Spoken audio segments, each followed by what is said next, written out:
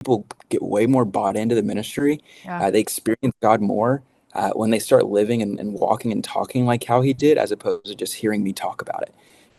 And so let's give them opportunities to do it. And if that means I become way smaller, then like great. I think I'm a really good leader if I can do that.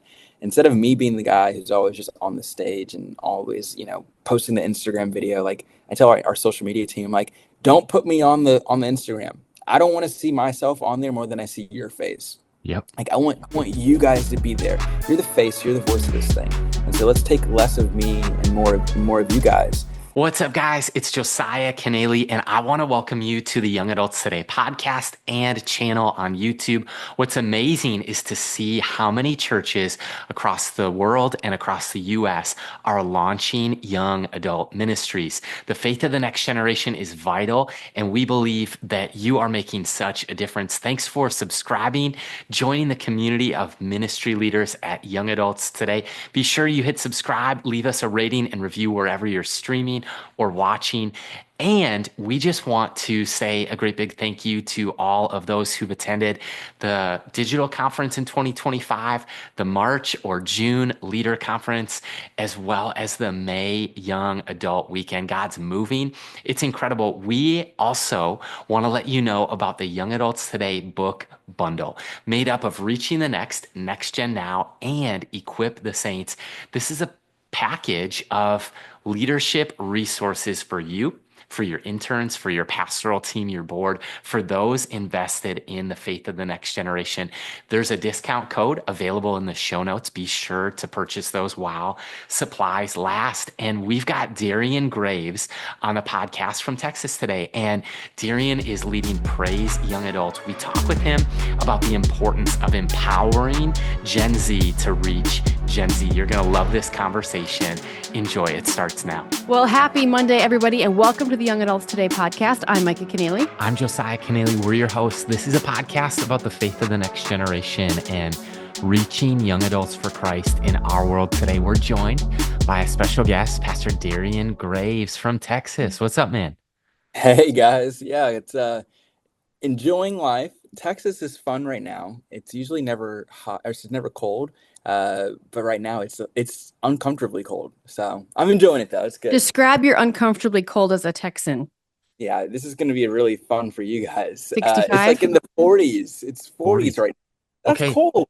Real talk. I think we are warmer here in Minneapolis. We're at 54.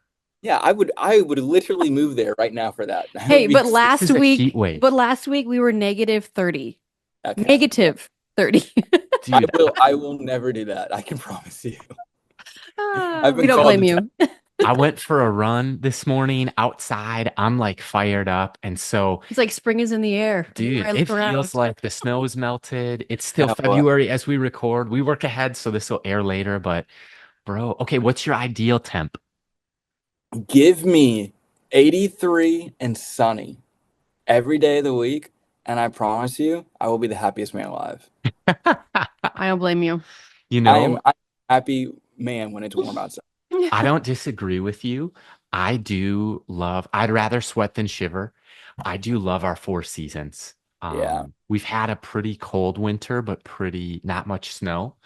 Yeah. And then, you get a spring is about to happen. You get a beautiful summer, a gorgeous fall in Minnesota. So I know it gets cold, but sometimes that's fun. Listen, you're making a pitch for Minnesota there. I don't know if my wife's going to be for it, but I do like 4 seasons. I just am like, in Texas, it's super hot and muggy. But I'm not complaining at all. Give me like you said, I like that. I'd rather, what'd you say, sweat than shiver? Uh-huh. Yeah, I like that.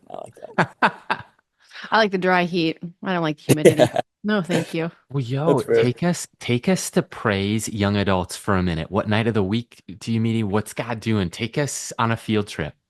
Yeah, so Praise Young Adults it's fun because it's in Beaumont, Texas, which is like an hour and a half outside of Houston. Mhm. And so we're kind of like, we're a city, but it's more so rural. On Tuesdays is when our young adult ministry meets, and we kind of classify young adult ministry as 18 to 35. Now, the reason why I say 18 and 35 is because nobody wants to be the oldest person in the room. And Yep. so 35 like might seem old for a lot of people in the young world ministry, but a lot of times it gives us an open space for 31, 30-year-olds who move to the Yep. area. Yep. We're in like the armpit of Texas, where there's all your refineries and oils and Hmm. all the big massive companies that produce gas and petrochemical. And so they have these young college students, or they have people that transfer all over. And so we started seeing a lot of people in their 30s just being transplanted to our area, and they didn't have a spot or a home. So our Tuesday night service was pretty much what you might get on a Sunday. We'll have a message. We'll have an opportunity for prayer with like the altar open. We'll have an opportunity for people to get connected and gather a little bit beforehand. But we do things a little different here. I don't know if this has been done before, but we do a first Tuesday, which is like a large gathering. We do a second Tuesday, which is our equipping night. And then which equipping is more so like, how do you defend your faith? How do we like give you an apologetic? If you were to scroll on TikTok or Instagram, and someone were to be like, you can't be a Christian because abortion, or I can't be a Christian because homosexuality, like, well, let's just give you an answer. Like, instead of you trying to figure out like, what does this look like, or people poking holes in your faith, like, let's just defend it, and let's create opportunities for Mm-hmm. them to do that. And so we started doing equipping nights every third Tuesday. We do a thing called prayer night, where we just start teaching people how to pray. Like, and this is the biggest decisions you're going to make probably in your life in your 20s and 30s. And so why don't we seek first the kingdom of God, and Yeah. why don't we teach people what it looks like to like seek him and seek his presence, and learn, understand, and know his voice. And so we take communion during that. And then on our fourth Tuesdays, we do outreach, and we'll start that in August. And so we just think that every Tuesday ought to be a reason where we can equip the saints to do the ministry. And so we want you to gather together.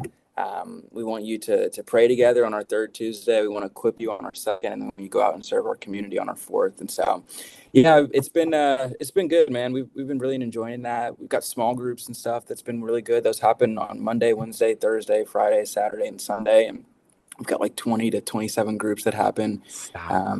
So discipleship has been really important for us, and God has been blessing our young ministry the last couple of years or so, and so it's been really good. I love that. I love that you're creating opportunities because I think what we're seeing, just even how you broke down those 4 Tuesdays, those are all places that we can grow. Huge. Not even just like the location of the church or where you meet, but I'm just saying like those are all spaces. Like, yeah, we Yeah, all need to grow in prayer. Yeah, we all need to get grow in apologetics. Yes, in community and through worship.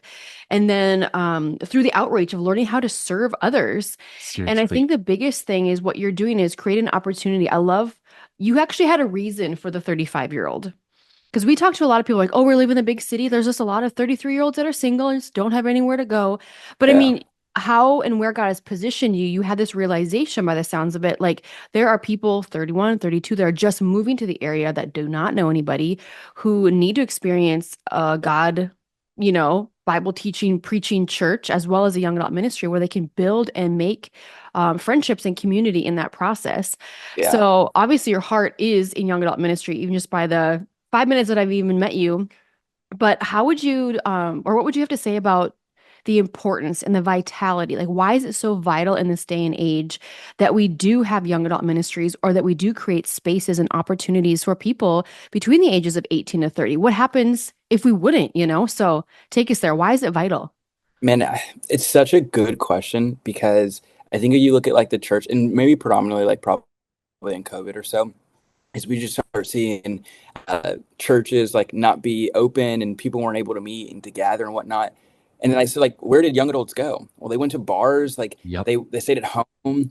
They went to like intramurals. They went to all these other places. And so it's like, well, what can we do as a church to advance the kingdom, to create these places and spots for them? A lot of times, like in college, you have like set rhythms and patterns for you in your life. But if you want to like meet a girl or meet a guy, like, Hmm. where do you go? Hmm. If you want to find friends to like talk about like riveting thoughts and ideas, where do you go? I mean, if you're an extrovert, like, you've got things going for you. But if you're an introvert and you don't have, like, you're new to an area and you don't know anybody, the church ought to be the best place for you. Mm-hmm. And most churches, and we've been blessed that we have this, but they don't have a spot for you after you turn 18. I know. And so you're like, all right, get plugged into life. And you're sitting next to Joe and Tanya, who are 55, and they got 5 kids. And you're like, I work at Chick-fil-A. I don't even know what 401k looks like. And Hmm. I'm trying to figure out, what is a roommate situation, in my life look like? And how do I balance, my life and my friends? It's like, nobody really has the answers. And so why not come to a church where we can give you those answers, and you can meet your spouse and you can meet your friends and you can learn about who God is and what he's doing in your life and what he wants for you. And so it is vital to make friends and to know about God. But more than that, I think just to have people walk alongside you. A healthy church is a multi-generational church. And Mhm. so finding older adults to be able to pour into you, and that's Titus 2, like just older women, older men passing their faith down. It's like one generation to the next. Give me a church that can do that. And I don't know. I think God is in the move of them. Absolutely. We did some ministry on a community college campus for 5 years. And Wow. the thing missing there, you know what it was, Darian? Mm. Community. It's in the name. So, yep. It was the wrong name That's for so that good. school. It was the wrong name. And I think Should be that, called like Airport Central. Like it felt like an airport where everybody had terminal. their Yep. headphones on. They're coming and going, don't know up from down. They're taking naps in between classes. I'm like, it's 10 a.m. Like, why are you sleeping? Like, They don't have Yeah. a dorm to go to. They commute to the school. And so I think that one of the things that's similar is we live in a day and age of TikTok and Pinterest and Snapchat, Instagram, of course, being a big one. X is kind of maybe making a bounce back, perhaps, Yeah. but these Yeah. are categorized by sociologists as social media. And maybe digital media would be a better term because there are Mhm. certainly digital relationships. There's certainly something happening in the metaverse, as Yeah. Zuckerberg mhm. calls it, but I think the challenge is I don't know if it's actually social media. It seems like social is the piece missing. Yeah. And then what made me go down this rabbit hole is you said, like, if you're single and you want to meet a roommate or spouse, where do you go? And I think there's a whole lot of Hinge and there's a whole lot of So good. pick your app and swipe Come left and swipe right. And then there is kind Create of, your avatar. right. Yeah. Yeah. Well, it's Ah. it's it's crazy because it's like, you know, they don't have anywhere else that's pointing them or even trying to get their attention. I think a Mhm. lot of times in the church world, at least I can speak for myself, it's like, oh well, I can't compete with, Hinge, or I can't compete with, the bar on Friday night. It's like, no, wait a second. I can. I've got a better product. It's like the I've got a alternative. true I've got a better alternative. And so you start putting yourself out there, and then you realize, like, I love these ideas. I've seen young adult ministries like creating run clubs. Mhm. I've seen like young adult ministries saying, "Hey, like let's have the Super Bowl party here." Like giving them opportunities that, like, I say this. I want your Tuesday night. Give me your Tuesday. Give me your Friday. Give me your Sunday. If you give me 2 to 3 nights of your week, I promise you, in a year, God will do a work inside in and through you that we'll look back on and we'll be like, "Dang, what obedience and what God's faithful blessing on your life Mhm. was." Just by you just showing up. But we've got, as a church and ministry leaders, like, we've got to give them opportunities for them at least to have an alternative. I don't think Sunday for hour 15 or hour 30 or even Tuesday night for 55 minutes to an hour and a half, like, it's not going to do it, man. And they've got friends that are asking them to hang out every single night of the week. What if we created, things in our calendar and our schedules to be able to give them nights every single night of the week where we said you can meet and experience like a Mhm. living breathing God? I mean, I don't know. I'm kind of crazy. Uh, It's called a let's season give them a season shot. of investment. Yeah. If you're not willing to invest in your younger self and put forth those hours, those uncomfortable conversations, those uncomfortable times where you want to not get out of your car and stay in the parking lot and drive away because that's the easier thing to do, it's like those opportunities are essential because I mean, if the church isn't going to provide them, we're handing them over to the world. You know what? Like, period. Like that would be my intake. So maybe I'm just a little intense like you too, Darian. You're our people, man. Micah calls them touch points. Oh, I Yeah. thought you were telling me to go and you went like No, this. no, I'm no. like, you want me to talk? Yeah, they're called touch points because, like, we Yeah. have opposable thumbs, but I think that you do want, if you're 28 and single, or Yeah. you're 23, or I mean, even to your point of a 32-year-old, you want more than just a Sunday.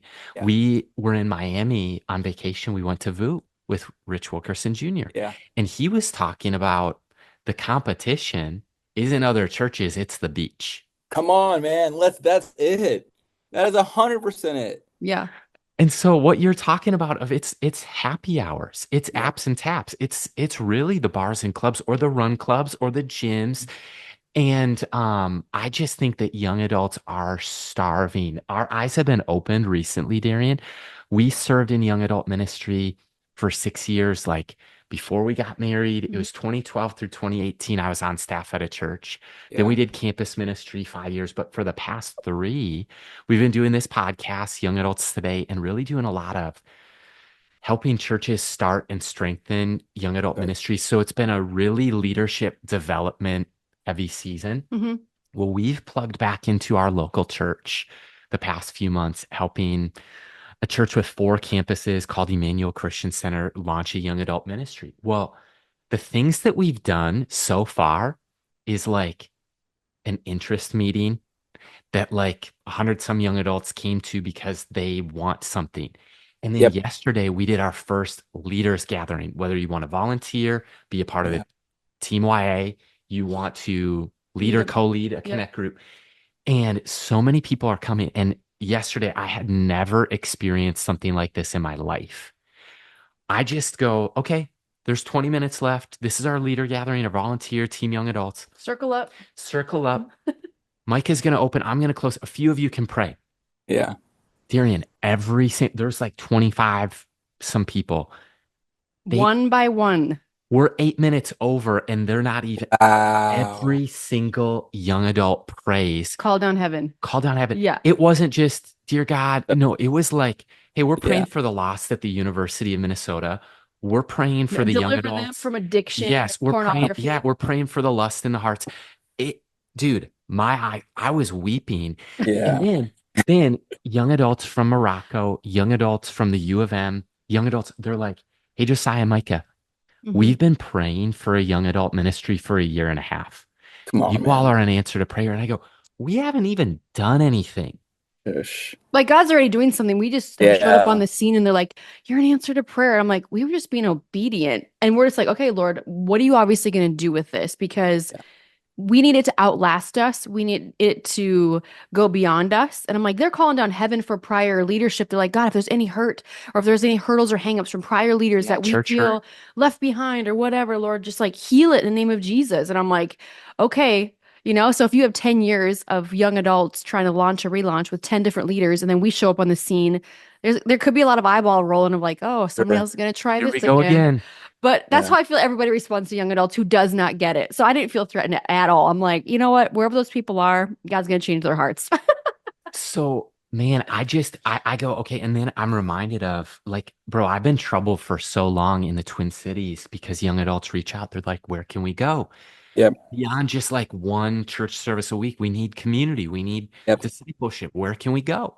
And so here's a spot, but I'm like, I've been troubled. I haven't known what to do. And we've been praying, we've been fasting. And then yesterday, that prayer meeting, I go, So good. oh, and it was this Holy Spirit drop where Josiah, you haven't known what to do because I'm going to do something. And then the young adults are going to do something, but they kind of need a coordinator, Yeah. like somebody to give some direction, to be a freeway sign, to say like, hey, we're going in this direction. Let's Yeah. just, but I mean, what's your experience? Talk about hunger. Are you seeing hunger at all right now? Yeah. I I could be crazy. I actually was just talking to my buddy, he's a young adult pastor up in Lynchburg, Virginia, and he was just saying, like, man, he's seeing God do a work like on his campus. They're seeing, larger attendance and more spiritual growth, and it's starting to feel like whether I scroll on Instagram or I watch other churches, that other people are experiencing the same thing, Mm-hmm. like across the country. And it genuinely feels like, I mean, I've been doing this for 5 years or so, and Wow. I'm confident my ministry now is more spiritually hungry, more spiritually mature, and more spiritually ready for what God wants to do in the future than ever before. Mm, Um, and it's not that we're doing more, if I'm honest with you. I think people are just really exhausted and really mm, tired of doing the same old thing. And whether that's like the systems and processes or, the way we've done church, but I think they're looking for just a real tangible, like, I have a broken soul. I am dire need of a savior.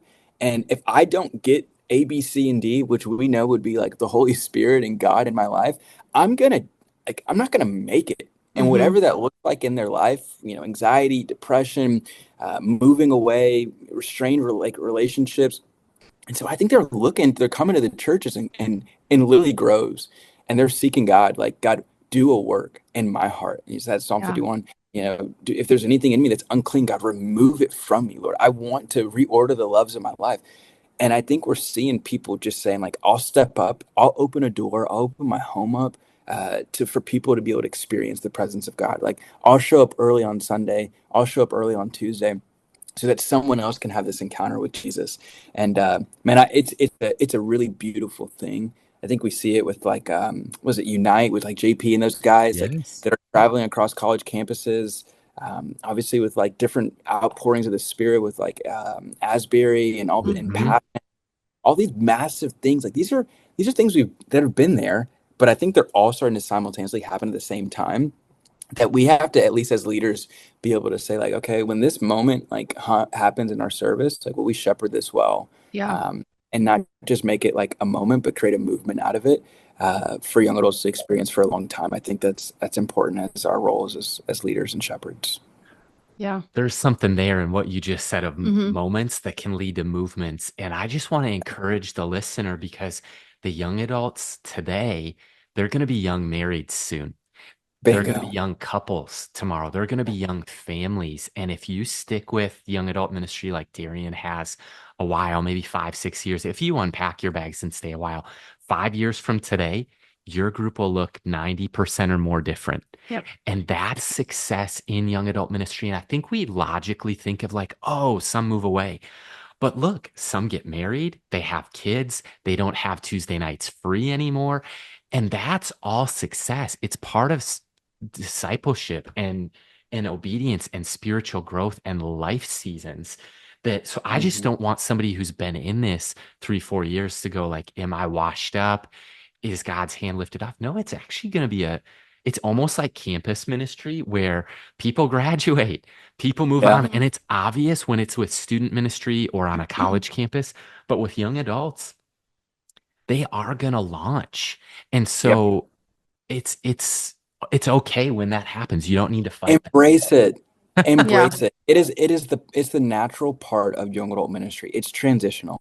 They're gonna get married. They're gonna move off. They're gonna walk away and come back. Like, they're gonna go on vacation for a long time, and it's gonna happen to be on the night where you told them there was a meeting. Like, it's gonna happen. And it's, I think if we can be, like, more okay with commissioning and blessing as opposed to, like, counting how many people are coming to my event, Wow. it's being like, man, what if we're at Lamar University College down where we're at. It's like I start thinking, like, man, we graduated, I don't know, a couple dozen different, seniors this most recent year. I should hopefully be looking at it as like, dang, I didn't just lose a couple dozen people. No, no, no. Those churches, those communities, those environments, they just got, 15, 20 different young adults that hopefully they spent a couple years with us. They got more in love with Jesus, Yeah. and Yep. we commissioned them out to go and be little missionaries wherever they're at, whether that's on the mission field or at their new job or their new spot. And so just stop counting how many people are coming to my thing and how many people are we sending out. And it makes things a lot easier too. It doesn't make it any harder when you invest into people and they dip out on you. But I do think we can be really excited for what God's gonna be doing in and through them and their new location. So we're all byproducts of it, at least. Yeah. And I think one thing that comes to my mind, like if young adults are ready, my challenging thought and question would be for the church and the church leader, is the church ready? Like, do you have the infrastructure, the mentors, the disciplers, the individuals who could pour into the generation coming through those doors? Because if you want to define success, it starts with succession. Like, are you Well, passing something on? Because we are a byproduct. We're standing on somebody else's shoulders. Are we going to covet or are we going to commission? And we covet too long. Like, we're not called to covet anything. So, and I'll just say, like, thank you for serving for 5 years. Because Darian, you would be considered a no longer an amateur. You'd be like a guru in the young oh, adult sphere. Like Percent you're veteran a status. veteran. Yes, seriously, because the average young adult pastor might stay 18 months to 2 years.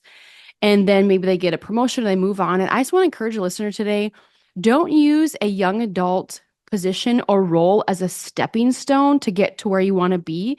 If you're not passionate about it, then I just encourage you, has God called you to it fully, because I've met so many young people, and people will be interning at a church, and they might be 25 years old. They're like, yeah, I'm called a youth. And then like a week later, they meet with the executive pastor, like, I'm not really called a youth anymore. I think it's young adults.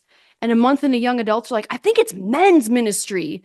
And the pastor, I remember, looks at this young man and he's like, dude, he goes, you can't be called to all of that. Like, you can Yeah, yeah, get, yeah. what is God actually speaking, and where are you running wild? Because we got to tame some of these things. Because if you're called to be a lead pastor, then you have to have a heart and a shepherd's heart for all of these demographics and ages and stages of people.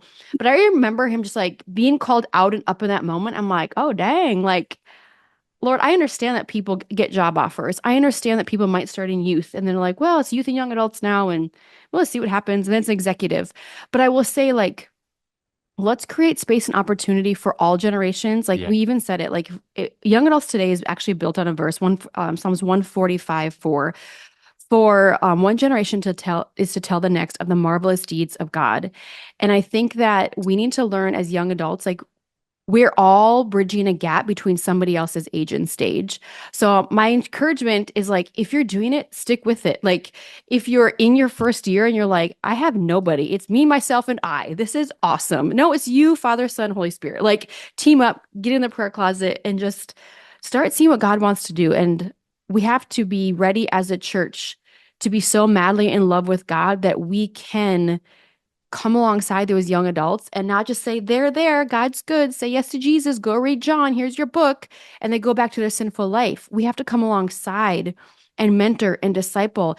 And talking about touch points, is a touch point is simply creating consistency and rhythms within your ministry that, come hell or high water, Yeah. on a Tuesday night, they know where they're going. Yep. I haven't been here for 3 months, Yep. but I know those doors are open. Yep. Friday night, I go to this Good. Bible study. That text, they're one text away. That Sunday, where the young Yeah. adults sit in my church, I'm going to shamefully walk in there, but I'm going to walk out free. Like, I think those are Good. touch points, because touch points become forms of not only community, not only consistency, but accountability, which I think that young adults are dying to be called out and up, even if they say they don't want to be, my life, whatever. They really do. They want to know that somebody cares. So, with all that to say, I want to encourage you to stick So, with it. Be gritty for God. Like, let's just yeah, be real that God's called us to be pioneers and in the trenches of some things. But you didn't get there overnight. So, you've been here for 5 years in your young adult role. Tell us a little bit about your journey and how you ended up to where you are. yeah. Okay, before I do that, that was a whole bar. I mean, you guys are, I know this is like y'all's thing, but I'm gonna have to go back and listen to this because what you just said there about, I think like people and young adults, like yes, they want to do their own thing, but I think that they want to be called to hire. I think that Yes. they want people to walk alongside them. Uh, I think of like John 6, right? When Jesus is like, this is my body. Like, if you want to follow me, man, like, you got to eat this bread. You got to drink this blood. And it's like, dang, that's a big task. And I Mm-hmm. think that if we can call people to like what the truth is, I think people are way more willing to follow that than we give them the credit to. We just got Right. to point it and keep it in front of their face. So, Wow. uh, but yeah, my life and my journey is, man, I'm a byproduct of a mom who really just believes in the power of prayer. My mom is like I mean, she texts me like a massive essay book of prayer every single morning. Like, she's Wow. always sending like a new sermon or a voice note or something. And so I grew up like in a house like that, but I was not that kid. I was like, someone pours that in front of your face, and you're like, I don't want this anymore. Like, and so I grew up going to church, just showing up. But I was like more into sport, girls, sex, drugs, and rap music. That was kind of my idea into life, kind of the first 18 years of my life. So I grew up in Atlanta, Georgia, and that was just the life there. Ended up committing my life to the Lord. Got invited to a Young Life camp where I was, invited to it from a couple of different friends, and I was interested in going for all the wrong reasons. But after showing up, radically just encountered the Holy Spirit and was like, this is real life for me. And so then I jumped on over back home and went over to Liberty University, got discipled by a bunch of awesome guys over there, and graduated. It's funny, actually, with a degree in communication and digital media communication. So, was a reporter in town for a little bit doing digital media. No Found way. my local church, where I just Googled churches in the area. This is, I don't know, maybe 7, 8 years ago. Showed up on a random Sunday, met the senior pastor, and he was just like, "Hey, you want to get some lunch?" And so we went to lunch. And I asked him a crazy question and told him my story. I said, "Hey, I want to serve." He goes, "You really want to serve?" I said, "Yeah." He goes, "If you really want to serve, show up at 7:30 and stay until 2 o'clock when I leave." And I said, "Okay." And so I showed up every Sunday for 2 years, and I just followed him around. And he diatriboed, which is just like to rub off and to pour on. uh, he diatriboed with me, and he taught me everything of what it looks like to be like not necessarily a follower of Jesus, but how to like shepherd and love people well. And so every Sunday I'd follow him. I'd do dinners and coffees, and we would do camping trips and Christmases together. I didn't have any friends or any family in this town of Beaumont. And Mm. so my church became my family, and my pastor became my family. And so about 2 years into it, he was like, "Hey, would you quit your job and become the young adult pastor?" I was like, "Yeah, sure." They've never had a young adult pastor. And so it was just more of, "Yeah, I will do. I'm just going to do everything that you did, and I'm just going to run the play." And over time, it's just kind of evolved into this works, this doesn't. You do it long enough. I've kind of pulled all the doors and handles. So like I've tried a lot of things that have failed really, really, really fast. So go there with one or two of them. Like, Darren, what were one or two of the things that you tried leading young adults that it's just like, yeah, that ain't it. Yeah. Um, I think early on, I would try to do everything that I saw on Instagram. Like I saw this at a conference. I saw this on Instagram. I saw this from the church down the road. Let's just run the same play. It's like that's not how shepherds work. Wow. We don't like. I got to know my people, Yep. and so just because they're doing it at VU, or just because they're doing it at Elevation or Bethel Hmm. or Hmm. Hillsong, like doesn't mean it's going to work for my context. It's And taking so I somebody just else's playbook and exactly, realizing maybe those aren't the strengths of the people on the team. exactly. The sheep. And so I got to find my people, right? I got to Yeah. find like who they are, who are like what are the butts in my seat, what are their names, what do they Yeah. like to do, Yeah. um, in developing that. And then I think the other thing that I realize is like it's not all about me, man. Like I don't got to be the pastor that preaches and teaches and leadership development, and then I got to show up to the funeral in the hospital. Like I don't have to do all those things. Like what has God called me to? What am I good at? Besides, if I were to pass away or leave, whatever, like, is the ministry going to like succeed? Like, are people going to leave because it's built off of me? And so, I think in the last like 3 years or so, I just got really big on replacing myself. And like, I want there to be at least 2 or 3 people that do every single thing that I do. Not that I have any plans or intentions of leaving, but I just think that people get way more bought into the ministry. Yeah. They experience God more when they start living and walking and talking like how he did, as opposed to just hearing me talk about it. And so let's give them opportunities to do it. And if that means I become way smaller, then like great. I think I'm a really good leader if I can do that. Instead of me being the guy who's always just on the stage and always, posting the Instagram video, like I tell our social media team, like, don't put me on the Instagram. I don't want to see myself on there more than I see your face. Yep. Like I want you guys to be there. You're the face, you're the voice of this thing. And so let's take less of me and more of you guys. And I think the last thing is just like event-driven ministry doesn't work in my context. I think that Mm. I could throw a party, man. Like I can I Hmm. can promise Oh, I I can can get tell. people to show up. I want to I come can get hang. people to show up to a thing. Yeah, man. I can get you to show up. But the real question is, well, can I get you to stay? And for a long time, we were spending a lot of money and a lot of time and a lot of hours on an event. And people would show up to this event. And then 3 or 4 months later, I'm like, I got to throw a bigger event. I got to do a new thing. So we just cut all the events and just we changed the reason as to why. We started creating like launch pads, these touch points you talk about, and just everything has a reason, everything has a why, and started pointing people to smaller groups as Hmm. opposed to bigger events Doesn't mean we get rid of the bigger event. It just means our heart and our drive isn't the big event. I think people are going to show up to church based off of invitation, not because of a PS5 or free shoes. I think people will show up to church because I can tell them they're going to get healing, as opposed to there's going to be tickets to the Astros game.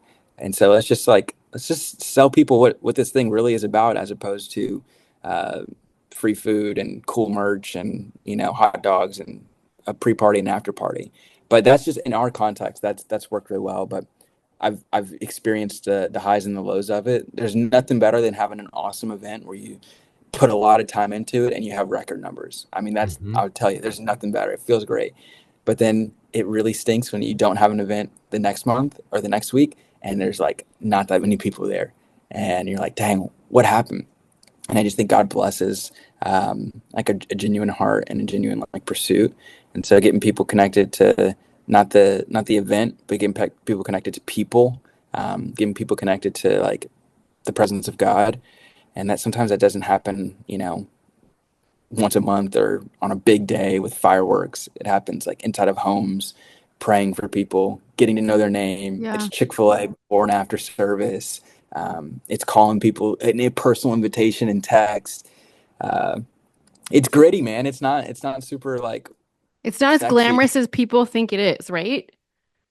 Yeah, Josiah, it's I want not. you to share a story with us in the audience today about a young man that you met. He's a newer believer and he's a police officer. Oh, And wow. what was his comment about the big event thing? And just share with the audience, because I love this story because it's like, yes. Mhm. Okay, so newer believer, like maybe 21, 22 years old, and he started going to a church and they said like, "Hey, if you're a young adult, we have a worship night." And they do this 3 times a year. And Mm. a lot of churches do similar things, like maybe quarterly Quarterly. events Yeah. and I'm not dogging on it, but what you just said, this was his experience. hmm He also read a non-Christian book, but about leadership and growth called Atomic Habits by James Clear. Yeah. So literally in our next one-on-one, he goes, "Yeah, so I went to this worship night. It was awesome. There was 800 young adults. It was great." And then they got up and they said, "Yeah, the next one is in like 6 months." And he goes, "I just read from James Clear that if your habit is getting healthy and working out, get to the gym, even if it's 2 minutes a Good. day." Good. So this is his question to me. He's like, "Yeah, so like, what do I do the other 6 months?" Yeah. And so, Well, bro, and he said, like, I just thought God would want and have more for me as a new believer coming in as a young adult, desiring intimacy with him. And if the church is only offering it essentially 4 to 6 months, yeah, every three four to times a six year. months, Yeah. it's like, okay, God, well, now what? What do I do?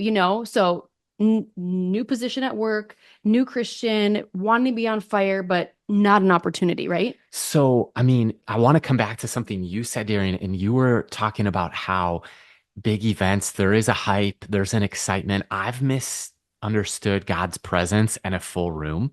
And I hmm Mm. think those are really difficult for me as a leader to kind of differentiate of like, whoa, I preached the same talk and it went over in a group of 600 differently than it did in a group of 20. There was a Mhm. different maybe energy or room dynamics, or there was more laughter with that joke and it was the same joke or Yeah. whatever it is. But I think when we launched our nonprofit June of 2022, I remember one night going outside looking up at the stars and I was just praying and I realized two things. This will be a miserable ministry if I am consumed by how much is given or not given in terms Yeah. of dollars and how Yeah. many people do or don't come to events. It will be miserable. Miserable. Yeah. If those are our Yep. best metrics, I'm going to despise this. Yes. Yes. Yes. And so what you just said there, you talk about bars. I mean, that was a master class, but am I hear you saying that community is what's working? Yes. Community over everything. I think if young adult ministries were to spend more time, more dollars, and more effort on creating spaces for people to meet their friends, to be able to meet people who can teach them, disciple them, and talk to them about God, ministries will be exploding with people. All young adults, I think I'll say it. I know it's a big word, all. They want connection with people. Absolutely. hmm I don't They want it. I think we're all, it's innate inside of us. God did not Agreed. create us to be alone, right? So if we can create spots and places for them to meet their friends, to meet people that are like-minded, or meet people that are struggling and talking about the same things with them, I think people would come in groves to Hmm. churches. And right now, I think we're spending. I've heard Judah Smith say it. He goes, "We're going to we spend millions of dollars to reach thousands of people. But what if we spent thousands of dollars to reach millions of people?" It's like, I don't know if you need the biggest ministry budget to reach a lot of people. I think you just need a couple people who say, I love God, and I Hmm. love his church, and I love his people. And so I'm willing to open up my calendar, or open up my house, or open up my knowledge, and say, let's sit down and let's just talk about life, and let's talk about the things of God together. And you do that, and then you create a space for them to gather where they can worship together. They can hear a centralized message. They can be challenged together. Man, I think every young ministry in the country would be ecstatic about that. Well, you know what? Trying to count the years, probably 14 years or so. I've been talking to my pastor who I grew up with. He was 26 years of my life. He was at the same church. He was my pastor. He hired me into ministry. So, Pastor Jerry, and just about every time we've talked about young adult ministry, he says almost the same thing. And I bet it took me, if we've been talking about this for 15 years, I bet it's taken me 14 or and a half years to really understand what he was saying. Yeah, And it's not because he forgot that he already told me it. I think I needed to do a better job hearing and listening. And I think I was doing it without realizing it. But this is what he would say. Oh, yeah, at our church, we've tried a lot of different things. And I think there's a lot of pastors that are like, hey, yeah, I've been here 10, 20 years and we've tried a different things. That's cool. That's good to try to experiment. But he said this, yeah, we had so and so come. And Pastor Brad, he really liked to preach. So he got the young adults in a room and he preached. Well, then Pastor Clayton came and he loved his guitar and he loved to lead worship. So for him, he would sing them songs and they would tolerate it. Like the young adults yeah, came when Pastor Brad preached, and the young adults came and tolerated when Pastor Clayton came, and we did worship songs and some other people did variations of that. But he goes, Josiah, young adults are the last people to leave church. If there's cookies yes, out, they love cookies. If there's lemonade, they love lemonade. If it's Chick-fil-A, it's Chick-fil-A. And what I realized he was saying, Darian, is the same thing that you're saying, is it's the community. They may want a friend in their life, a prayer partner, a mentor, peer mentorship, friendship. They might want a roommate. They might want a future spouse. We are hardwired innately by God, like you said, to Hmm. crave contagious yeah, community. And so I just think it's about the glory of God and then yeah, the benefit of a generation. And if indeed I've heard it said like content used to be scarce and community was prevalent. Well, now content is really Hmm. prevalent. There's right now yeah, media, there's YouTube, there's sermons, there's yeah, TikTok, there's social media. You can get pastor clips for days, yeah, and there's great content. But Hmm. if community is scarce, yeah, what are we going to do about that as the listeners and viewers? And I just want it to sit there for a second. What are we going to do about that?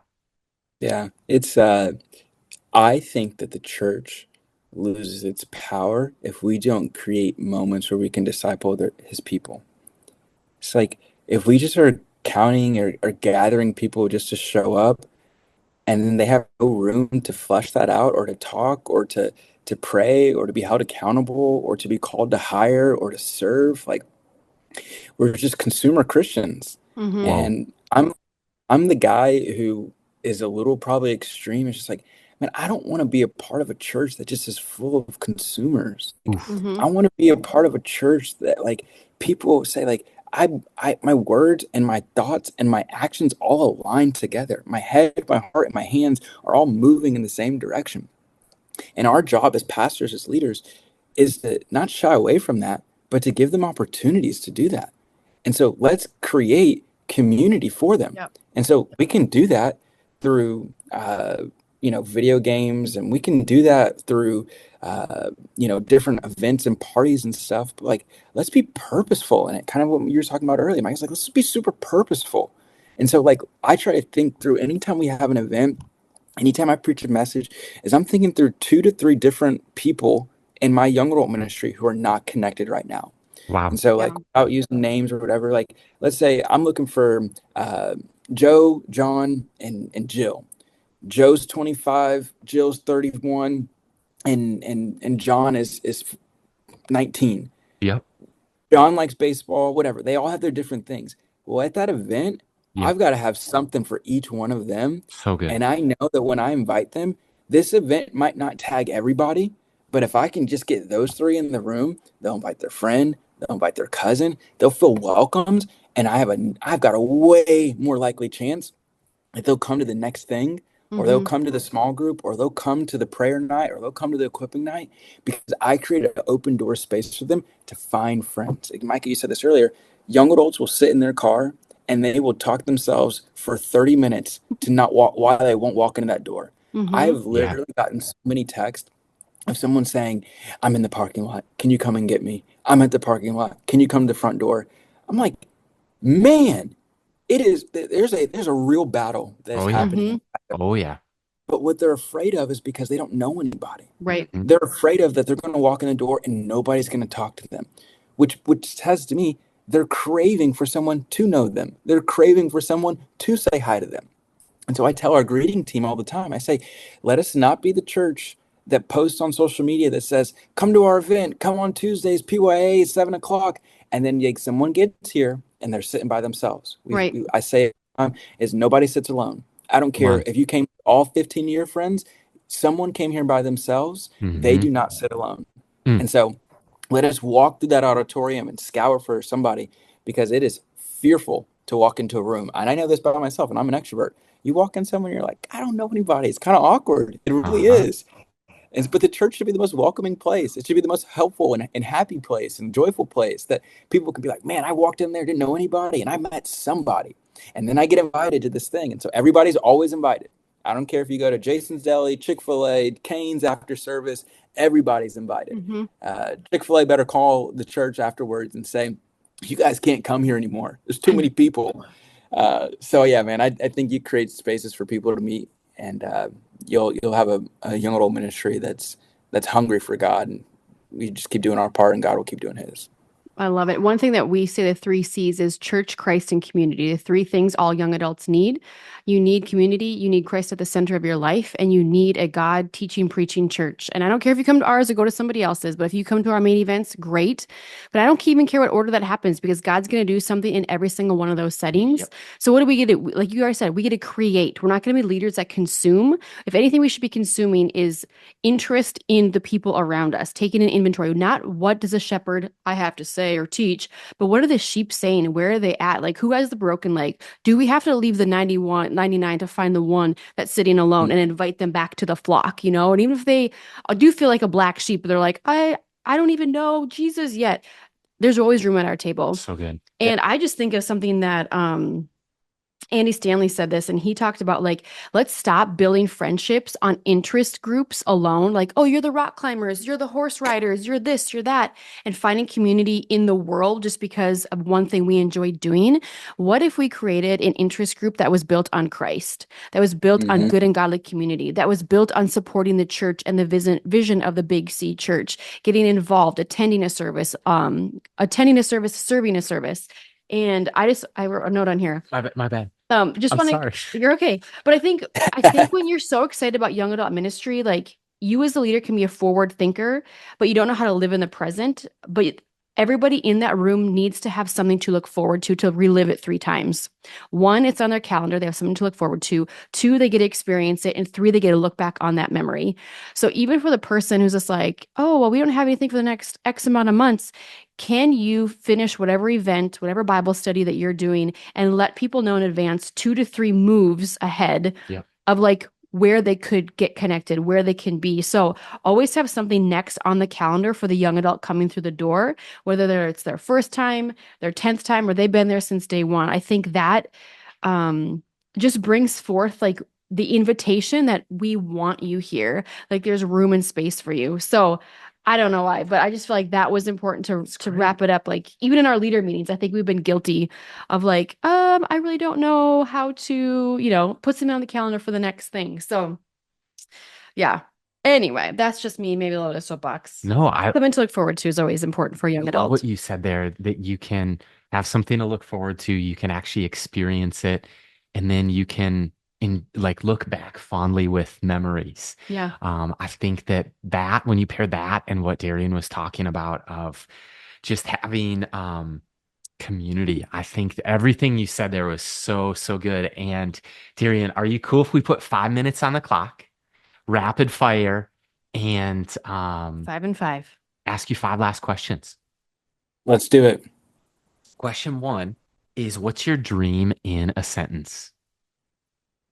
Um, I want to see 4 generations of my family know Jesus. Wow. And I don't know what that looks like, how old I'm going to have to be, but my dream was that I would be a father who passes faith down, who passes faith down, who passes faith down. And I want my ministry to do that too. Like I want in 100 years there to be a fourth generation of a pastor who's like this, not Darrian, right? But like some guy passed down faith and got to really healthy young adult ministry. And then that went down 4 generations and 4 generations. I want that for my family as well. I love it. Well, here's one. Like, If you could ask Josiah, okay, great. If you could ask Josiah and myself a question, what would you want to know today? um, what is the scorecard for you guys in ministry? I think you kind of talked about it a little earlier, but like, what is it that you guys are looking at that says defines health and success? Like for you guys individually, maybe that's in your young adult ministry, but also in marriage or in life. Oh my gosh. That's Go ahead. deep.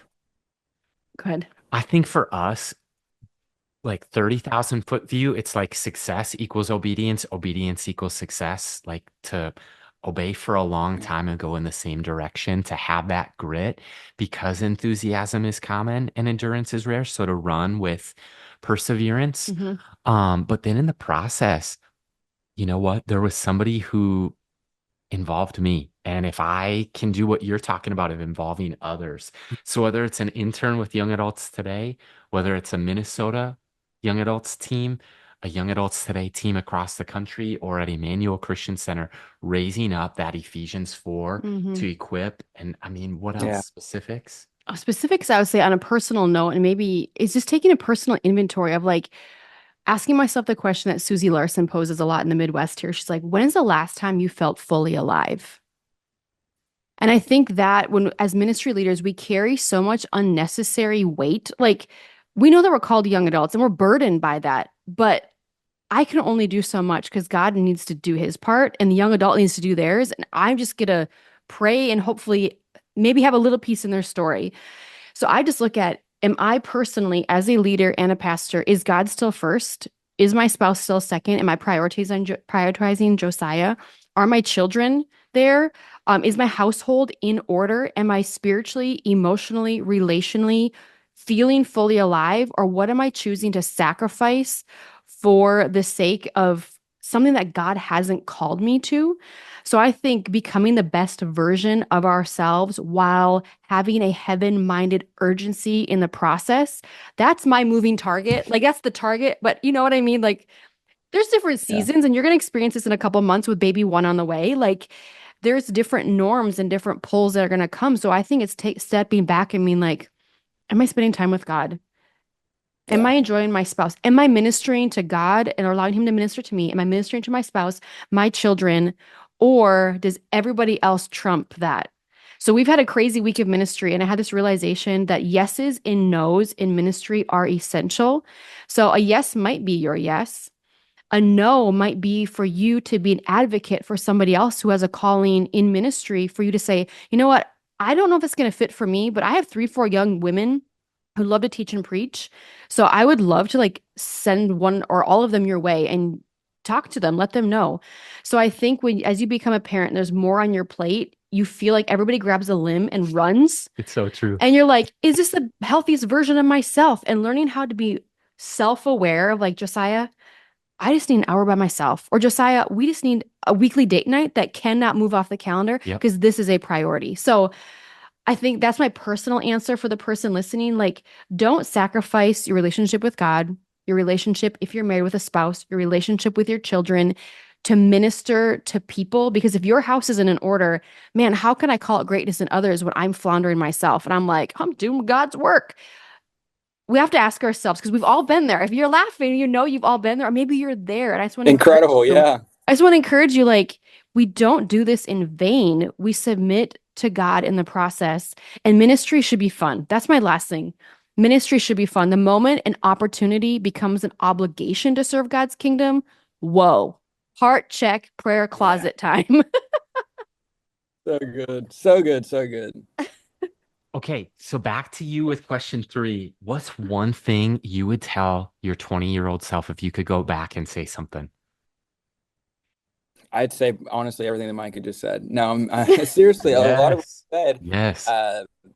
is like, man, I think ministry is way more fun than I thought it was. Like being a pastor is so beautiful. I would tell my 20-year-old self, like, be faithful, be obedient, show up, be gritty, uh, pursue God's presence over like the presence of people, and glory and whatever else it may have been. Get some really good accountability. There's way more to learn than there is ever to teach. Like, so just listen a lot more than you are to tell everybody about something.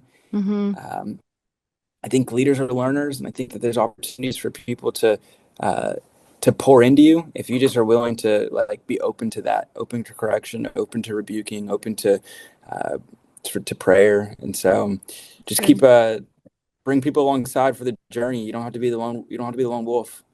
That's good. That's so good. Man, last question. If you could leave the listener with like one last piece of advice, encouragement, hope to hold on to, what's on your heart? I would say that God is in the midst of working. And if you're listening to this podcast, there's a really good chance that you have a desire to see God like move in your life, but also in your church's life. And so don't stop. Like, write it down. I'm a big fan of journaling. Date it, put it in your closet, post it up on your wall, and remember like the why that you got into this. And my pastor talks about like, get some fuel for your life. Keep the why in front of your face. And so if your fuel constantly is the hearts and the souls and the stories of the people that are in your church, you will never run out of it. There's always a story. There's always somebody that needs like healing or freedom. And if your job is the pastor or director or whatever title your church calls it, man, I hope that you would feel encouraged to take someone's hand who's far from God and put it in the hand of God. And we do that in services and communities and prayer and teaching. But I think that we play a really vital role in building God's kingdom if we are just really obedient. And so keep showing up, keep smiling, keep reading God's word, and don't quit. You won't be doing your own ministry forever. Maybe you will, maybe you won't. But don't quit, man. God's got more for you than I think he does, than we can think or imagine. Amen. That's so good. Oh, thank you for listening to the FYI. I almost said the FYI podcast. Check out that one too if you like this one. So this is the Young Adults Today podcast. We hope that you enjoyed today's episode, and we just wanted to create an opportunity for you to invest financially into the faith of the next generation. Young Adults Today is not only a podcast, it's not only conferences and camps. We do exist to reach young adults for Christ and to train leaders to do the same. But we're also a community network of young adult ministry leaders, and we're active to really provide events and resources to help you thrive in reaching the next generation for Christ. This ministry and nonprofit exists because of the generosity of viewers and listeners like you, our friends, our families, as Micah and I, and really we're extending that invitation to you. Your gift can scholarship a young adult to a camp, can scholarship a young adult ministry leader to a conference. It can provide really needed resources into the hands of those who need it. And it makes this podcast and all of the resources that we do, makes it possible. And we're so grateful for how these podcasts are growing and reaching and ministering, and also our camps and the conferences for leaders.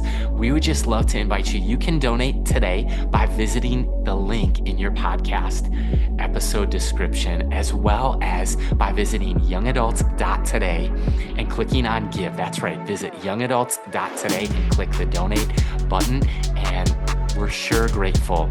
It's really an honor to serve the next generation. And on behalf of young adults who are impacted in their faith, in their life, in adulting, in relationships and finances, in theology and tackling tough topics and things like navigating life choices and decision making, we just want to say a great big thank you to viewers like